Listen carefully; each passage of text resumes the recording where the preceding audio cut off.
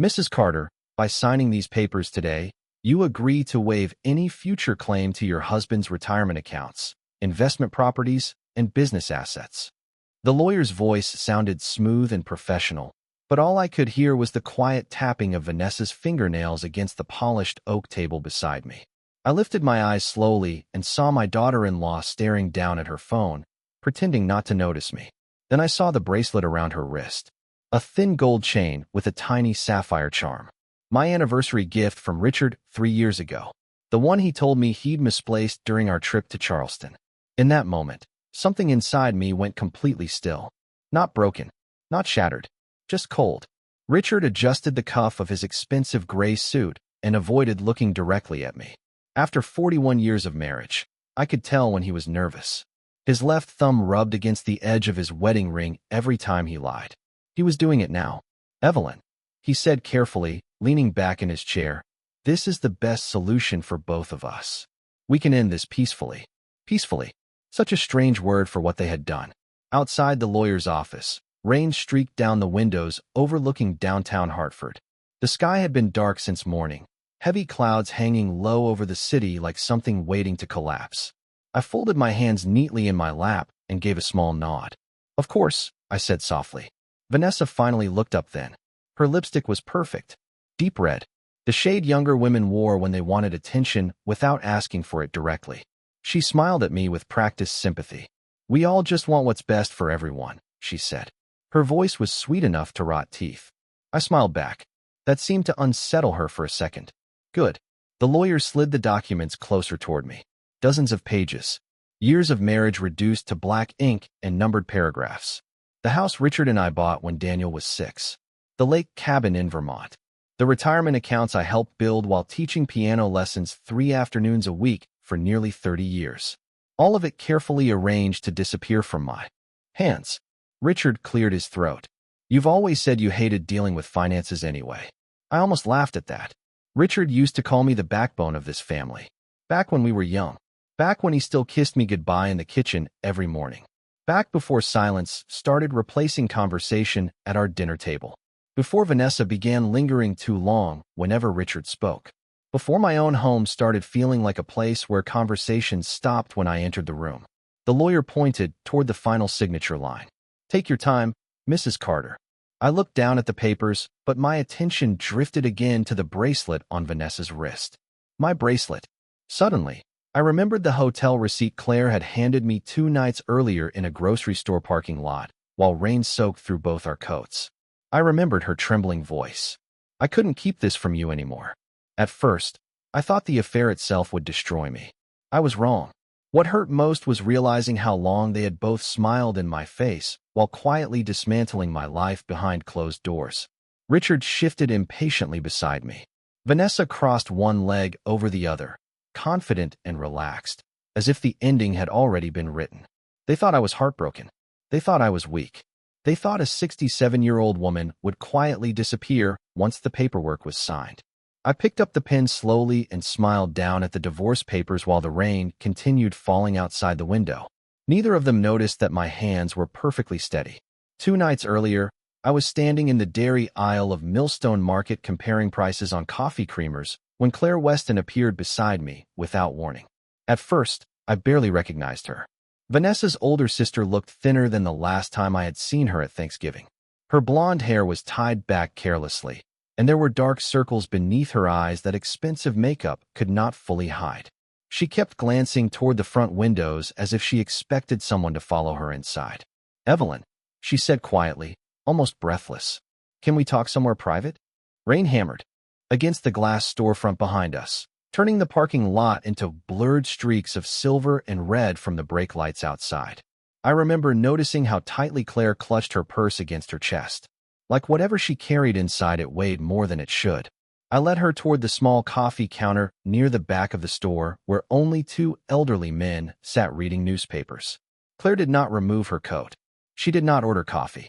She just stared at me for several long seconds while twisting the strap of her purse around her fingers. "I almost did not come," she admitted softly. "But I could not keep lying to you anymore." Something in her voice made my stomach tighten immediately. For months, I had felt pieces of my life shifting quietly out of place. Richard staying out later than usual.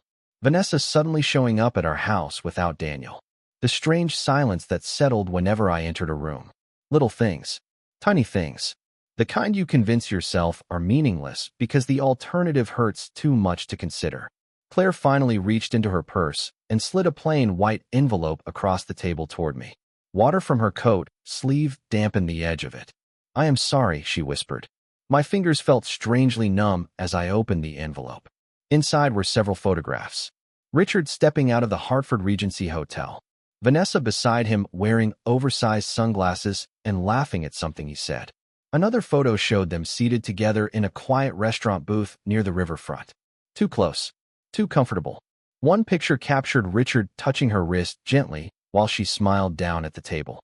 The same bracelet she would wear 2 days later inside the lawyer's office. My bracelet. For a moment, the entire grocery store seemed to disappear around me. No sound. No movement. Just the photographs spread across the small round table between us like pieces of someone else's nightmare. "How long?" I asked finally, surprised by how calm my own voice sounded. Claire swallowed hard. "At least 8 months. Maybe longer." 8 months. I thought about Christmas dinner. Richard insisting Vanessa stay late after. Everyone else left because Daniel had fallen asleep upstairs after drinking too much wine.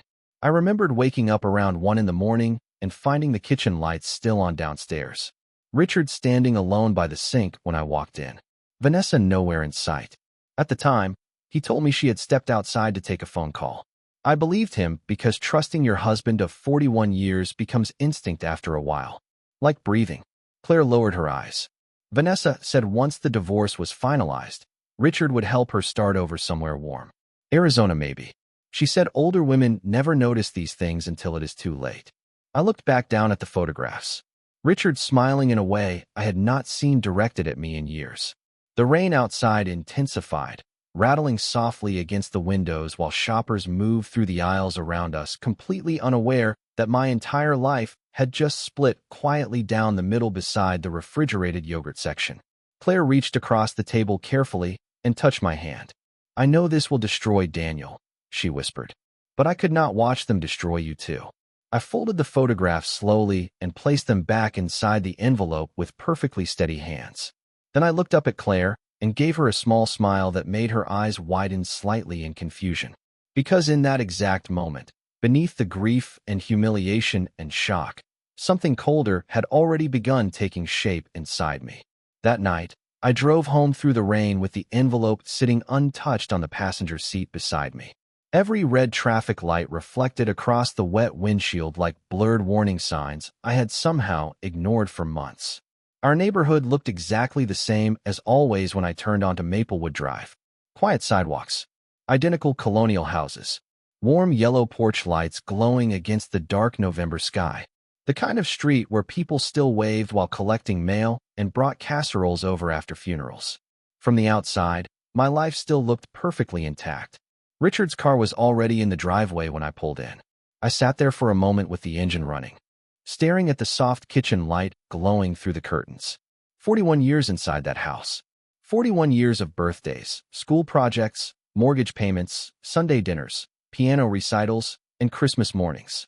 I wondered how long it took for a marriage to disappear completely. Whether it happened all at once or slowly enough that you only noticed after everything important was already gone. When I walked inside, the smell of rosemary chicken drifted from the kitchen. Richard was standing at the stove wearing the navy sweater I bought him last winter. He glanced up casually when he heard me set my purse down near the entry table.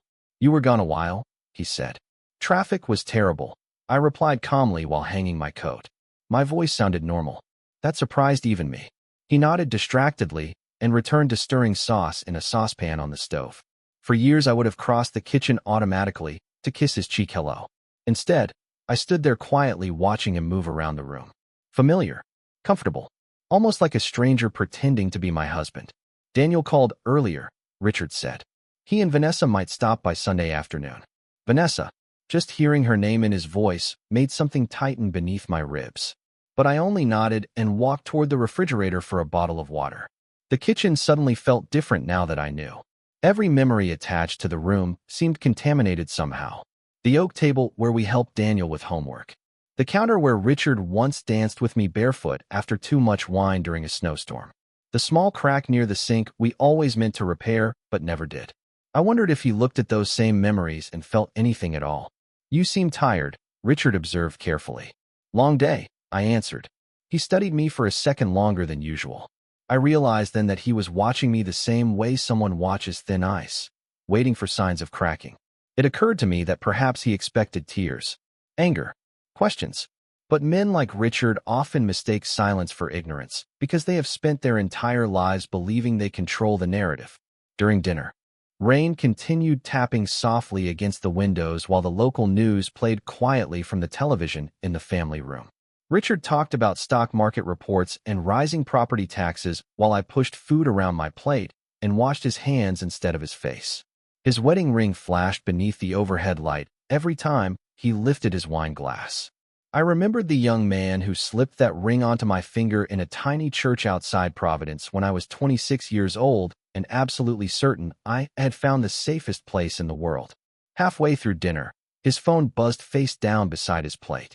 Just once, barely noticeable, but Richard reached for it too quickly. His expression changed almost imperceptibly as he checked the screen before locking it again. Vanessa always texted in short bursts, 3 or 4 words at a time. I knew that because years ago she used to sit at this same table laughing while texting Daniel during their engagement. Strange how ordinary details become evidence after betrayal enters a room. Later that evening, Richard fell asleep in his recliner with the television glowing softly across his face. I stood in the hallway outside the living room watching him breathe steadily beneath the knitted blanket I made him 15 years ago for Christmas. He looked peaceful, comfortable, protected by the assumption that I still knew nothing. Quietly, I turned off the lamp beside him and walked upstairs carrying the envelope Claire gave me pressed flat against my chest like something fragile and dangerous. The next morning, I woke before sunrise and lay perfectly still beside Richard while pale gray light slowly filled the bedroom.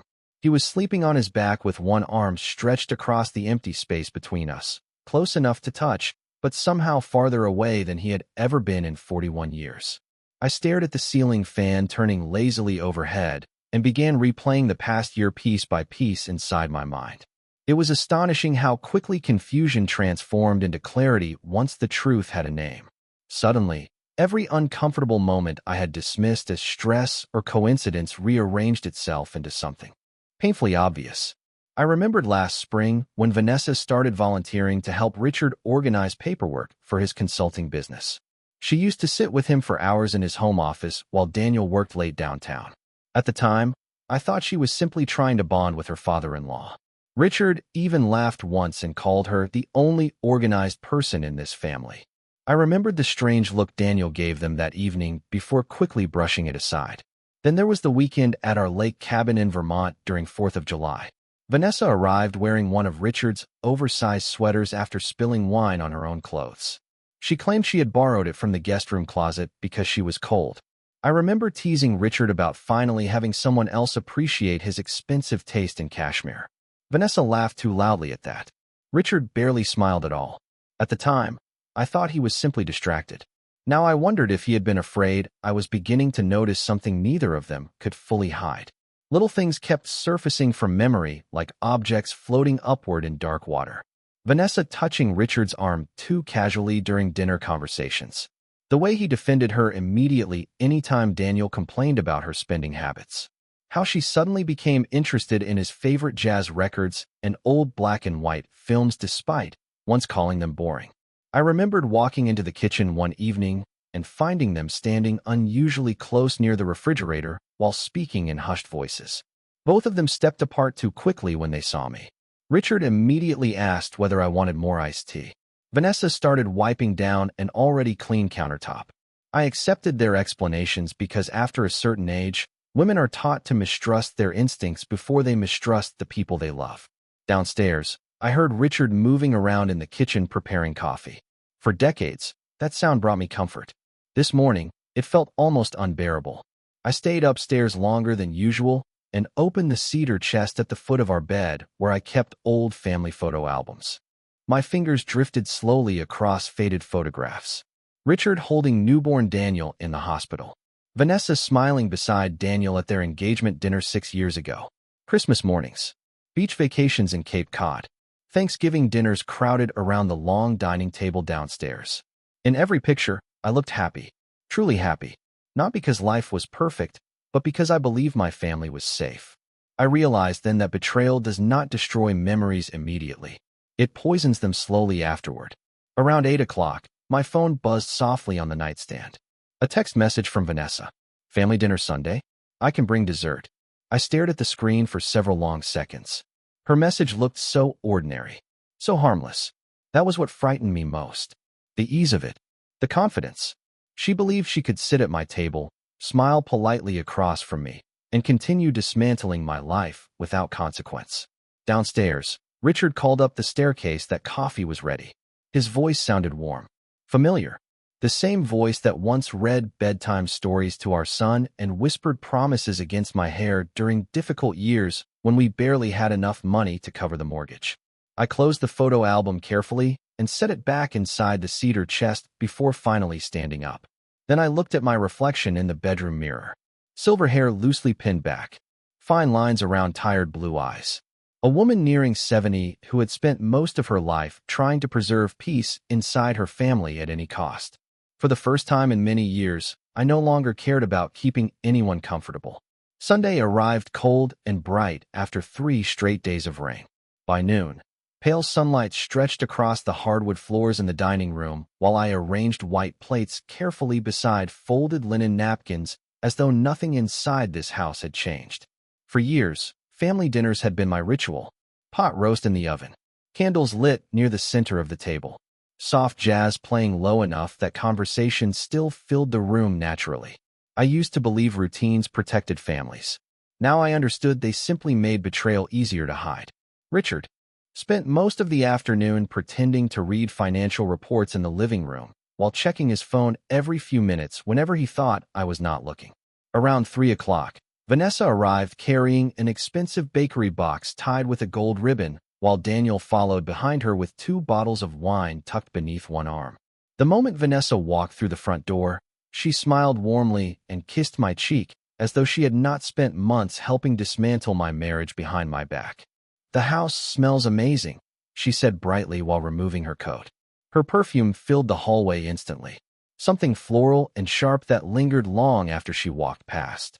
Daniel hugged me next. He looked tired. There were new lines around his eyes I had not noticed before. "Work has been insane lately," he said apologetically. "I know we have not visited much." Guilt flickered briefly across my chest, then disappeared almost immediately. None of this was his fault. At least not yet. During dinner, I watched them carefully while pretending not to. Vanessa laughed too quickly at Richard's jokes. Richard refilled her wine glass before she asked. Their eyes found each other constantly in small, unconscious moments they probably believed no one else noticed. Once, while Daniel was explaining a difficult case involving one of his corporate clients, Vanessa rested her hand lightly on Richard's wrist while reaching for the breadbasket. The touch lasted less than 2 seconds. Still, Richard stopped listening to Daniel mid-sentence. I saw it happen. Worse than the affair itself was the intimacy hidden inside these tiny, ordinary gestures. The familiarity, the confidence of people who believe they are invisible. I cut my pot roast slowly into perfect bite-sized pieces and kept my expression pleasant. Years ago, I would have confronted them immediately, demanded explanations. Cried perhaps, but age teaches women something valuable if they survive enough disappointment. Silence unsettles guilty people far more than anger ever will. Halfway through dinner, Daniel excused himself to answer a work call outside on the back patio. The sliding glass door closed behind him with a soft click. The moment he disappeared, the atmosphere inside the dining room shifted almost imperceptibly. Vanessa leaned back comfortably in her chair and crossed one leg over the other while Richard reached automatically for his wine glass. Neither of them looked at me directly. "Daniel works too hard," Vanessa said casually. "Sometimes I think he cares more about those clients than anything happening at home." Richard nodded in quiet agreement. He has always been ambitious. Their conversation sounded harmless on the surface, but beneath it moved something else entirely. An intimacy that no longer bothered hiding itself carefully enough. I lifted my water glass slowly and studied Vanessa over the rim. She looked beautiful in the polished, effortless way younger women often do. Perfect hair, smooth skin, gold earrings catching sunlight from the dining room windows. But for the first time since learning the truth, I noticed something else beneath all that confidence. Restlessness. She kept adjusting the bracelet around her wrist every few minutes without realizing it, touching it constantly like someone afraid it might disappear. Richard noticed me watching her hand. His expression tightened for barely a second before he forced another relaxed smile. Interesting. Later, while clearing dishes in the kitchen, Vanessa followed me to the sink carrying dessert plates. "You seem different lately," she said softly while placing them beside me. "Are you doing okay with everything happening between you and Richard?" I dried my hands carefully on a dish towel before looking at her. Up close, her makeup was flawless. But her eyes looked nervous now, searching mine too carefully, measuring what I might know. I smiled gently. "At my age," I said calmly, "you learn people eventually reveal exactly who they are." Vanessa's smile froze just long enough for me to see fear flicker beneath it before she quickly looked away. After Daniel and Vanessa left that evening, the house became painfully quiet again. The dishwasher hummed softly in the kitchen while Richard loosened his tie and settled into the living room recliner with a glass of bourbon balanced against one knee. He looked relaxed, comfortable, like a man convinced he was still fully in control of the story unfolding around him. I stood at the sink rinsing wine glasses slowly while watching his reflection in the dark kitchen window. "Vanessa seems stressed lately," I said casually without turning around. Richard barely looked up from the television. "Daniel works too much. It probably wears on her." I dried the final glass carefully and placed it back into the cabinet. "You seem protective of her these days." That made him glance toward me finally. Only for a second, but it was enough. "She is family," he answered evenly. Family. The words settled heavily between us. I nodded once and turned off the kitchen lights before heading upstairs. Years ago, Richard would have followed me to bed after locking the doors and checking the thermostat downstairs. That night, he stayed in the recliner long after midnight pretending to watch financial news reruns while his phone screen lit up repeatedly in the darkness. Around 1 in the morning, I heard him moving quietly through the hallway toward his home office instead of our bedroom. I waited several minutes before slipping from beneath the covers and walking silently toward the staircase. The house creaked softly beneath my feet as I reached the upstairs landing. A thin strip of light glowed beneath the office door downstairs. Richard's voice carried faintly through the silence. Low, intimate, careful. I could not hear every word clearly from where I stood, but I heard enough. "She suspects something," he murmured quietly. A pause followed, then softer still. "No, she has not said anything yet." My fingers tightened instinctively around the wooden stair railing. Another pause. Richard sighed heavily. "Just be patient a little longer. Once the hearing is over, everything changes." I stood there motionless while cold air drifted through the upstairs hallway vent against my bare arms. The strangest part was not the pain anymore. It was the clarity. Listening to my husband secretly reassure my daughter-in-law in the middle of the night should have shattered me completely. Instead, I felt detached somehow, like I was finally seeing people clearly after years spent looking at softened versions of them through love and habit. Richard lowered his voice further after that, until I could no longer make out the conversation. Quietly, I returned upstairs before he noticed me. Back inside our bedroom, I sat on the edge of the bed staring at the framed photograph on Richard's nightstand. It was taken during our 25th anniversary trip to Maine. We stood wrapped in heavy coats beside the ocean while wind tangled my hair across my face. Richard had his arm around my shoulders and was smiling directly at me instead of the camera. For years, that photograph represented safety to me. Stability. Proof that I had built something lasting in a world where so many things fell apart. Now it looked like evidence from another woman's life entirely. The next morning, Richard left early for a breakfast meeting downtown. The moment his car disappeared down Maplewood Drive, I walked directly into his office for the first time in months. Dust floated through narrow beams of sunlight across the room, while the faint scent of his cologne still lingered in the air. Everything appeared perfectly organized at first glance. Leather folders stacked neatly across the desk. Financial reports arranged in careful piles. family photographs positioned beside the computer monitor like props in a performance. Then I noticed the locked bottom drawer slightly ajar. Richard had always been meticulous about locking it completely. Slowly, I knelt beside the desk and pulled the drawer open the rest of the way. Inside sat several manila folders, bank statements, and a slim black folder labeled Property Transfer Drafts. Beneath it rested an envelope containing printed emails. My stomach tightened immediately as I recognized Vanessa's name across the top page. I sat there silently on the office floor while morning sunlight crept slowly across the carpet beside me and realized this affair was only part of what they had been planning. For several seconds, I simply stared at the documents spread across Richard's desk while the grandfather clock downstairs ticked steadily through the silence of the house.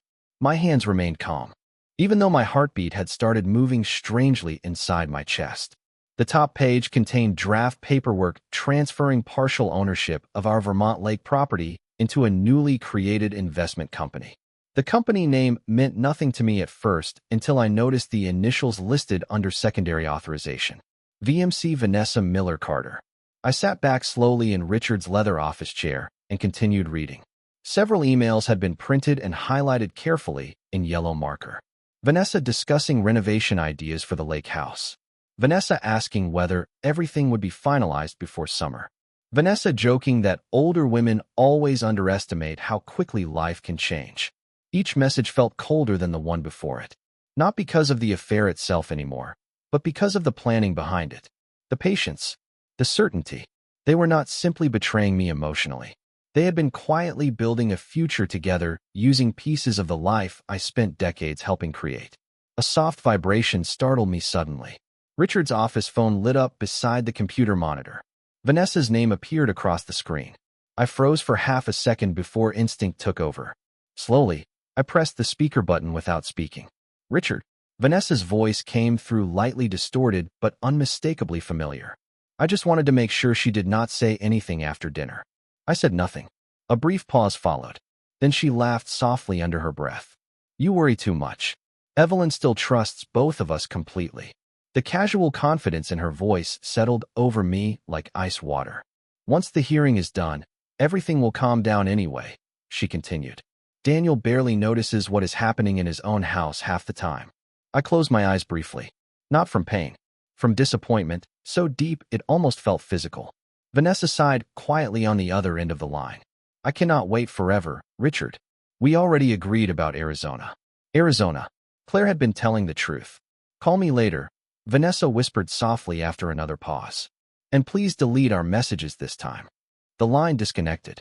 For several long moments, the office remained completely silent except for the faint hum of the heating vents overhead. Then I carefully returned the phone exactly where it had been and reorganized every document precisely as I found it. By the time Richard returned home shortly after noon carrying takeout coffee and a paper bag from the bakery downtown, I was standing calmly in the kitchen arranging fresh flowers inside a glass vase near the sink. You are home early, I said pleasantly. Richard loosened his scarf and smiled tiredly. Meeting got canceled. His eyes lingered on me for a second too long. Studying. Measuring. What have you been doing all morning? I adjusted one of the white roses carefully before answering. Cleaning mostly. That answer visibly relaxed him. Men like Richard often mistake domestic routine for emotional blindness. He stepped closer and kissed the top of my head automatically before placing the bakery bag on the counter. The gesture felt so familiar it almost made me shiver. I brought your favorite cinnamon rolls, he said warmly. I thanked him with a soft smile while noticing his phone vibrate again inside his coat pocket. He ignored it this time. Smart. Later that afternoon, Daniel unexpectedly stopped by alone. I could tell immediately something was wrong. His shoulders looked tense beneath his charcoal overcoat, and there was exhaustion written across his face in a way I had never seen before. Vanessa told me you have seemed distant lately, he said quietly while standing near the kitchen doorway. Interesting. So now she was watching me too. I poured coffee into 2 mugs slowly before answering. People change, Daniel. Sometimes we simply notice it later than we should. He frowned slightly at that. Are you and Dad fighting worse than usual? I handed him his coffee carefully and studied my son's face. He still trusted both of them completely. That innocence would not survive much longer. Your father and I are handling things, I said gently. Daniel nodded, but uncertainty lingered in his expression now. Small cracks had begun forming beneath the surface. And once doubt enters a family, it spreads quietly through everything. Over the next week, I stopped pretending to be fragile. Not openly. Not in ways dramatic enough for anyone to confront directly. But small things changed. I started sleeping through the night again. I began taking longer walks in the mornings through the neighborhood, while frost still clung to the grass and cold air burned lightly in my lungs. I stopped apologizing for silence at the dinner table. Most importantly, I stopped watching Richard with sadness and started watching him with attention. That difference unsettled him more than tears ever could have. On Wednesday afternoon, I drove downtown and met privately with an attorney named Margaret Holloway whose office overlooked the Connecticut River. Claire had recommended her quietly during a short phone call 2 nights earlier. She is discreet, Claire told me carefully, and she does not scare easily. Margaret turned out to be a woman somewhere in her early 60s with silver hair cut sharply at her jawline and the kind of calm expression that made people confess things without realizing it. I handed her copies of the documents from Richard's office along with the photographs Claire gave me. Margaret studied everything silently for nearly 20 minutes while I sat across from her watching boats drift slowly through gray November water outside the windows. Finally, she removed her reading glasses and looked directly at me. Your husband has been preparing to move significant marital assets before the divorce finalizes, she said evenly. And if these property transfers were signed under misleading conditions, we may be dealing with more than infidelity here. I folded my hands carefully in my lap. How much does he think I know? Margaret's mouth tightened slightly. Based on these emails? Very little. Good. That was still my greatest advantage. When I returned home that evening, Richard was standing in the kitchen pouring himself bourbon, while Vanessa leaned casually against the counter beside him laughing softly about something on her phone. Neither of them expected me home yet. For one strange, suspended second, all three of us froze. Richard recovered first. You are back early, he said too quickly. Vanessa straightened immediately and slipped her phone into her purse. I was just dropping off paperwork for Daniel, she explained with a smile that looked polished but strained around the edges now. Interesting. The fear I glimpsed during our last dinner together had not disappeared. It had grown. Of course, I replied calmly while setting my coat over a chair. You practically live here lately. Vanessa laughed lightly, but Richard did not. During dinner, the tension beneath the surface became impossible to ignore completely. Richard kept studying me when he thought I was distracted. Vanessa barely touched her food. Twice, she dropped her fork against the plate because her hands trembled slightly. Only Daniel remained unaware as he talked about court schedules and holiday travel plans while the rest of us performed around him like actors forgetting parts of a script. Halfway through the meal, Daniel frowned suddenly while glancing toward Vanessa's phone lighting up beside her wine glass. Who keeps texting you this late? He asked casually. Vanessa reached for the phone too fast. Just Claire, she answered immediately. Daniel looked unconvinced. Richard lowered his eyes toward his plate and cut another piece of steak without speaking. That silence said more than words could have. Later that night, after everyone left, Richard found me sitting alone in the den reading beside the fireplace. Flames reflected softly across the windows while cold wind rattled branches outside. He stood there watching me quietly for several seconds before speaking. You seem different lately, he said carefully. I turned another page in my book before answering. Maybe I finally stopped confusing peace with trust. The room went completely still after that. Richard stared at me long enough that I finally looked up from the page. There was something unfamiliar in his expression now. Not guilt, not affection, concern, real concern. Because for the first time since this nightmare began, he was starting to realize I might not be reacting the way he expected. And manipulative people become deeply uncomfortable the moment they lose the ability to predict someone. 3 days before the divorce. Hearing, Margaret called me just after 7 in the morning while frost still coated the backyard grass outside my kitchen window. Richard had already left for a breakfast meeting, and the house felt unusually hollow without the sound of his footsteps moving from room to room. I wrapped both hands around a cup of coffee as Margaret's calm voice filled the silence through my phone. We found something important, she said carefully. I sat down slowly at the kitchen table. How important? There was a brief pause before she answered. Your husband attempted to transfer portions of marital property through a secondary authorization signature that does not appear to match yours. I stared at the steam rising from my coffee without speaking. Margaret continued quietly. We had a handwriting analyst review the preliminary documents. Evelyn, someone forged your signature. The words should have shocked me more than they did. Instead, they settled into place beside every other betrayal already stacked neatly inside my chest. Do you know who? I asked softly. Not officially, Margaret replied. But the timestamps connected to the transfer drafts align with emails sent from Vanessa's personal account.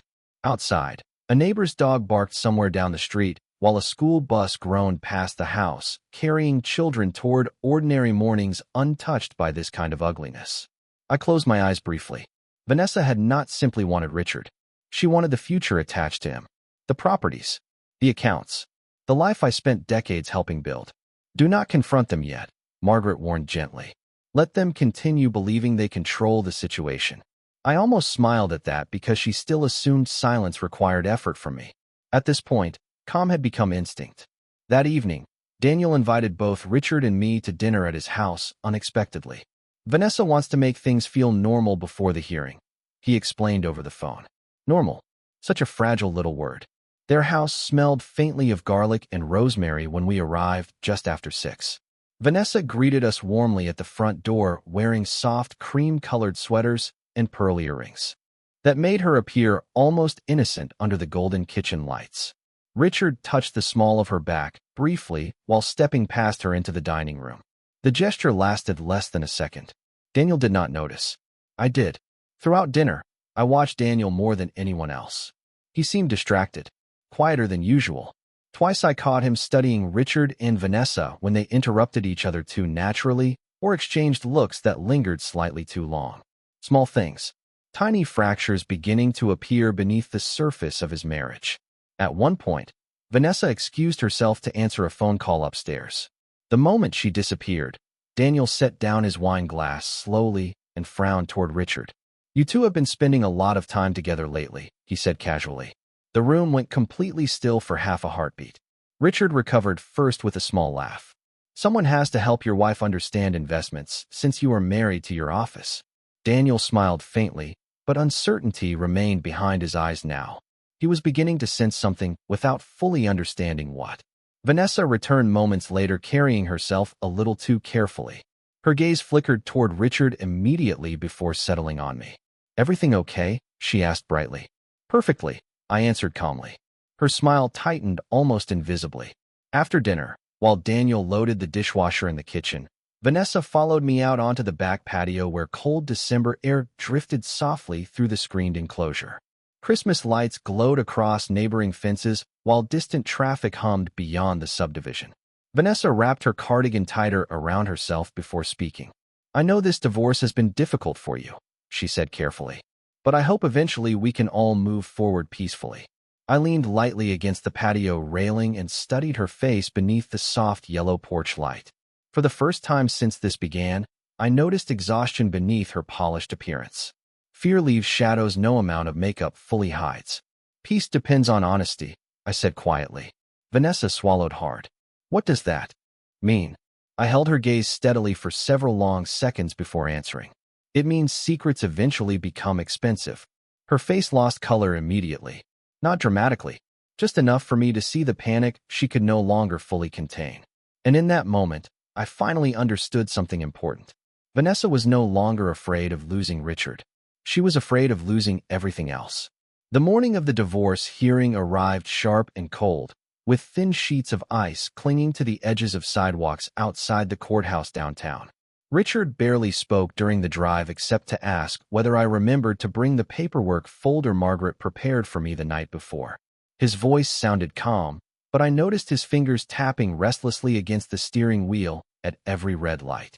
Anxiety had finally started leaking through the cracks in his carefully controlled composure.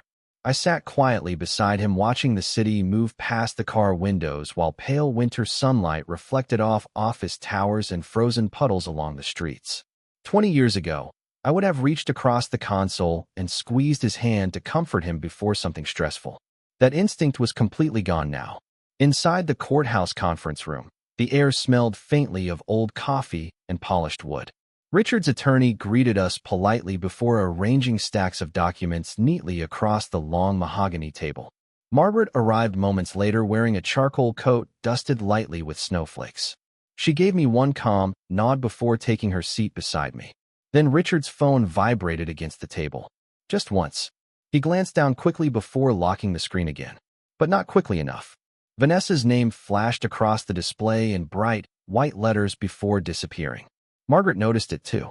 I could tell by the slight tightening around her eyes. "Shall we begin?" Richard's attorney asked smoothly. The next 30 minutes unfolded exactly the way Richard expected. Discussions about property division, retirement accounts, shared investments, the lake house in Vermont. Richard spoke with calm confidence while presenting himself as reasonable and generous. Anyone walking into that room blindly would have assumed he was the stable one trying to separate peacefully from an emotional older wife unable to adjust gracefully to change. That was the role he designed for me. Quiet, confused, dependent, predictable. Finally, his attorney slid the final settlement packet toward me. "Mrs. Carter," he said professionally, "once these documents are signed, both parties can move forward privately without further dispute." I lowered my eyes toward the paperwork without touching the pen beside it. Silence stretched across the room. Richard shifted slightly in his chair. "Evelyn," he said softly, almost impatient now, "this does not have to become difficult." I looked up at him then. Really looked at him. The expensive suit. The carefully rehearsed calm expression. The faint silver at his temples I once loved touching while we watched television together on quiet Sunday nights. Strange how betrayal changes even familiar faces into something distant and unrecognizable. "You are right," I said quietly. "It does not have to become difficult." Then I reached into my leather folder and slid several photographs across the table toward Richard's attorney. Hotel entrances. Restaurant booths. Richard touching Vanessa's hand beneath soft restaurant lighting. Richard's entire body went completely still beside me. No movement. No breathing. Nothing. Margaret calmly placed additional documents beside the photographs. Printed emails. Property transfer drafts. Handwriting analysis reports. "We also have evidence of attempted fraudulent asset transfers involving forged signatures tied directly to marital property," she said evenly. Across the table, Richard's attorney slowly removed his glasses while reading the top report. "Richard," he said carefully after several long seconds, "is there something you neglected to disclose?" Richard looked at me finally. Truly looked at me for the first time in months. Not with pity. Not irritation. Fear. Real fear. "Evelyn," he began quietly, "this is not what you think." I almost smiled at that. Such a useless sentence after enough damage has already been done. Before I could answer, the conference room door opened suddenly. Vanessa stepped inside wearing a camel-colored wool coat and immediately froze the moment she saw the documents spread across the table. For one suspended heartbeat, nobody moved. Daniel entered behind her carrying 2 coffees. He looked confused at first. Then his eyes landed on the photographs nearest the edge of the table. I watched the exact moment his entire world shifted. The color drained slowly from his face while the coffee carrier slipped slightly in his hands. "What is this?" he asked hoarsely. No one answered immediately. Because some truths enter a room so heavily that language itself becomes temporarily useless. Vanessa looked toward Richard instinctively. Richard stared down at the table, unable to meet his son's eyes. And in that silence, Daniel finally understood everything. Daniel looked from the photographs to Vanessa and then to Richard as though his mind could not fully process what his eyes were seeing. The conference room suddenly felt too small for the silence pressing down inside it. Outside the frosted windows, snow drifted slowly across downtown Hartford while traffic moved through the streets completely unaware that an entire family was collapsing 3 floors above them. "Dad," Daniel's voice cracked slightly around the word. Richard stood abruptly from his chair, his face pale beneath the harsh fluorescent lighting. "Daniel, this is complicated." Complicated. I watched my son flinch as though the word itself had physically struck him. Vanessa stepped forward quickly. "It is not what it looks like," she whispered, but even she sounded unconvinced now. Margaret remained perfectly calm beside me while Richard's attorney quietly gathered documents into neat piles with the exhausted expression of a man realizing his client had buried him professionally. Daniel stared at the photographs again. His hands trembled slightly as he picked up one showing Richard and Vanessa seated close together inside the riverfront restaurant. "How long?" he asked hoarsely without looking up. Neither of them answered immediately. That silence became the answer instead. Daniel slowly lowered the photograph back onto the table and looked at Vanessa like he no longer recognized her face. "You told me my mother was becoming paranoid," he said quietly. Vanessa's eyes filled instantly with panic. "Daniel, please listen to me." But he stepped backward before she could reach him. "You told me she was struggling emotionally because of the divorce." Richard finally spoke again, his voice tighter now. "This was never supposed to happen like this." Daniel turned toward his father with an expression I had never seen before. Not anger. Worse, disbelief. "You are my father." Richard opened his mouth to respond, but no explanation strong enough for that kind of betrayal existed anywhere inside the room. Vanessa suddenly moved toward Daniel again, her composure cracking visibly now. "Your parents were already ending the marriage," she insisted desperately. "Things between us just developed over time."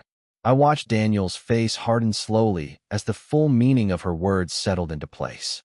"You sat at our dinner table every week," he whispered. "You hugged my mother." Vanessa began crying softly then, but even her tears felt disorganized now. Fear had replaced performance. Richard rubbed one hand across his forehead heavily before sitting back down. For the first time since this began, he looked old to me. Not distinguished, not powerful, simply tired and frightened and deeply exposed. Margaret slid another document calmly across the table toward Richard's attorney. "In light of the attempted asset transfers and fraudulent signatures," she said evenly, "Mrs. Carter will be pursuing full forensic review of all marital accounts." Richard looked toward me sharply then. Real panic finally entered his expression. "Evelyn, do not do this." I met his gaze steadily. "You already did." The room fell silent again. Daniel lowered himself slowly into a chair near the wall and covered his mouth with one hand while staring down at the floor. Watching him hurt was the only part of this that still truly wounded me. Because unlike the others, he never chose deception. He was simply surrounded by it long enough to stop seeing clearly. Vanessa turned toward him one last time. "Daniel, please." But he shook his head. Before she could come closer. "Do not touch me right now." Her face crumpled completely after that. Richard stood again and reached instinctively toward Vanessa as though to comfort her before catching himself halfway through the motion. Daniel noticed. So did everyone else. The shame that filled the room afterward was almost unbearable. Eventually, Richard's attorney cleared his throat quietly. "I believe we should postpone proceedings until further investigation is completed." Margaret nodded once beside me. Very calmly, I gathered my gloves and coat from the edge of the conference table while the others remained frozen inside the wreckage of their own choices. As I stood to leave, Daniel looked up at me with red-rimmed eyes that suddenly reminded me of the little boy who used to crawl into my lap after nightmares. "Mom," he whispered brokenly. I touched his shoulder gently as I passed him. "Some people spend years hiding who they are," I said softly. "That does not mean you failed to love them." Then I walked out of the conference room alone while snow continued falling quietly outside the courthouse windows behind me. The divorce proceedings dragged on for nearly 3 more months after the hearing collapsed. By January, most of the snow along Maplewood Drive had turned into gray piles melting slowly beneath weak afternoon sunlight. Lawyers exchanged documents constantly.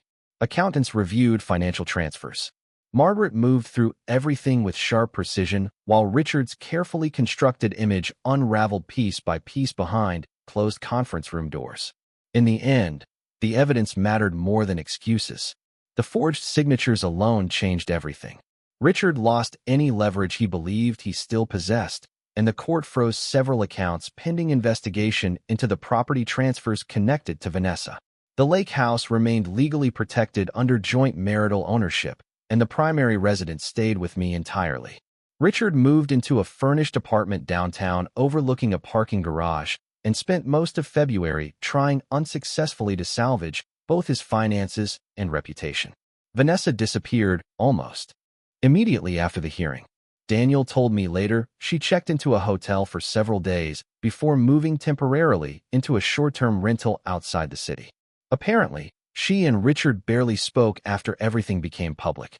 Betrayal creates strange loyalties. People willing to deceive others together rarely trust each other once consequences arrive. Daniel stopped wearing his wedding ring sometime around the second week of January. I noticed it quietly during one of his evening visits to the house. He came by more often after that. Sometimes we talked. Sometimes we simply sat together in silence while old jazz records played softly in the background and snow drifted outside the windows. Grief changes shape as people age. Younger people cry loudly and break apart all at once. Older people become quieter, slower, more careful with their pain because they understand some wounds never fully disappear. One Sunday evening in early March, Daniel arrived carrying groceries and a bouquet of white tulips wrapped in brown paper. Spring rain tapped softly against the porch roof while he unpacked vegetables onto the kitchen counter exactly the way Richard used to decades ago. For a moment, the similarity almost stole the air from my lungs. "I thought I would cook tonight," Daniel said quietly. "You used to make pot roast every Sunday. I found the recipe card in your old cookbook." I smiled faintly and handed him my reading glasses so he could see the faded handwriting better. We cooked together slowly while Frank Sinatra played through the kitchen speakers and garlic simmered gently in butter on the stove. Ordinary things suddenly felt precious now. Honest conversation. Shared silence. The absence of manipulation sitting beneath every word. Halfway through dinner, Daniel finally set down his fork and stared at his plate for a long time before speaking. "Did you know before the hearing?" he asked softly. I folded my napkin carefully beside my plate. "Yes." He nodded once without looking surprised. "How long?" "Long enough." Rain continued tapping steadily against the dining room windows, while candlelight flickered softly between us. Daniel rubbed one hand across his face heavily. "I keep replaying everything in my head," he admitted quietly. "All those dinners, holidays, the way they acted around each other." His voice tightened slightly. "I feel stupid." I reached across the table and rested my hand gently over his. "Trusting people you love is not stupidity," I said softly. "It is what decent people do."